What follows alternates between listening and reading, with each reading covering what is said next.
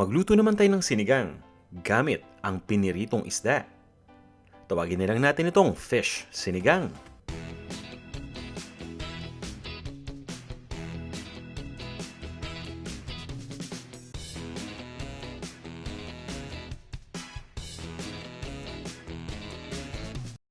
Madali lang itong lutuin at sigurado kahit baguhan ka pa lang sa pagluluto, kayang-kaya mo to. Gumamit lang ako ng isang malaking pirasong red snapper o maya-maya. Hiniwa ko lang ito. At pagkatapos ay inasinan ko lang ang magkabilang bahagi ng hiniwang isda. At pagkalagay ng asin ay pinirito ko lang ito hanggang sa mag-golden brown na yung kulay. Pagkatapos ay binaliktad ko lang yung isda at ginawa ko lang yung same step. At once na maprito, inumpisan ko ng pagluto ng sabaw. Pinakuluan ko lang muna yung kamatis, sibuyas at yung labanos at naglagay ako ng Knorr sinigang mix na pampaasim. Pagkatapos niyan ay nilagay ko na yung napritong isda. At yung mga gulay. Niluto ko lang yung mga gulay bago ko ito timplahan. Pagdating naman sa panimpla, simple lang ang gamit natin dyan. Ground black pepper lang at patis. At pinakahuli kong nilalagay yung spinach. Ganyan lang yung kasimple.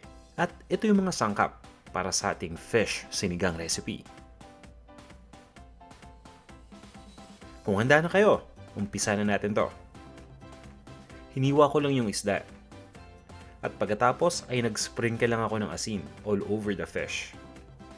Siguraduhin lang natin na mairab yung asin sa lahat ng bahagi at pabayaan lang natin ito ng 15 minutes. At ngayon naman ay ipiprito ko ng isda. Siguraduhin lang natin na napakainit na ng mantika bago ilagay yung isda. Piniprito ko lang yung isang bahagi hanggang sa maging golden brown na yung kulay. At mas maganda kung meron kayong pantakip sa inyong pan o meron kayong splatter screen para makaiwas kayo sa talsik ng mantika.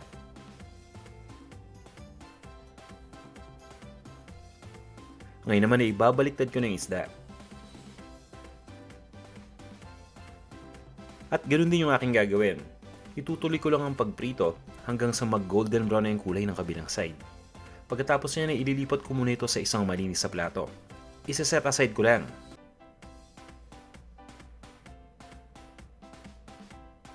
Lulutuin ko na yung sabaw.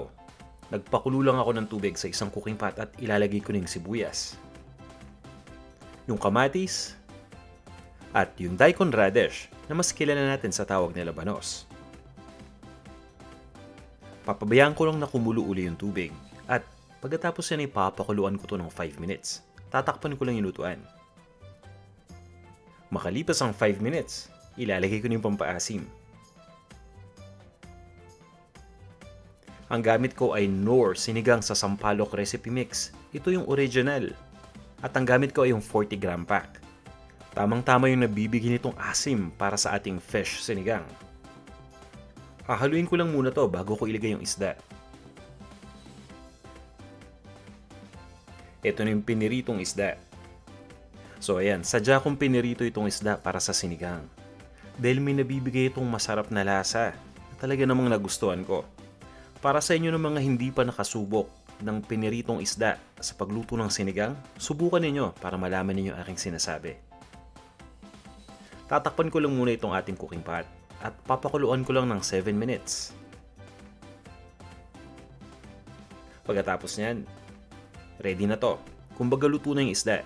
Hindi ko na kailangan lutuin pa ng mas matagal yung isda dahil naprito na natin ito kanina.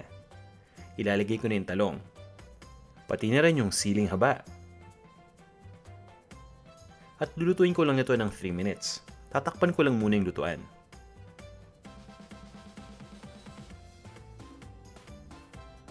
Ilalagay ko na yung okra. At pwedeng kayong maglagay ng sitaw kung meron kayong available. Itutuloy ko lang ang pagluto ng mga 3 minuto pa. At ready na tayo para timplahan ito. Naglalagay lang ako ng ground black pepper at ng patis.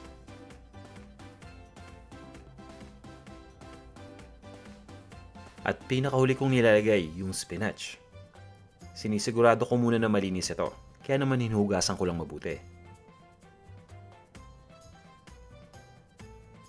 At pagkalagyan ng spinach, lulutuin ko lang to ng hanggang 2 minuto pa. Ganyan lang kasimpleng magluto ng fish sinigang. Makalipas ng 2 minuto, ililipat ko lang ito sa isang serving bowl. At pwede na itong i-serve.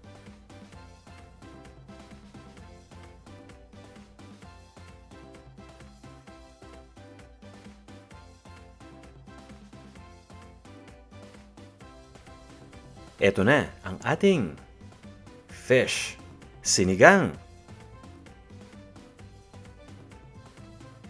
Tara, kain na tayo!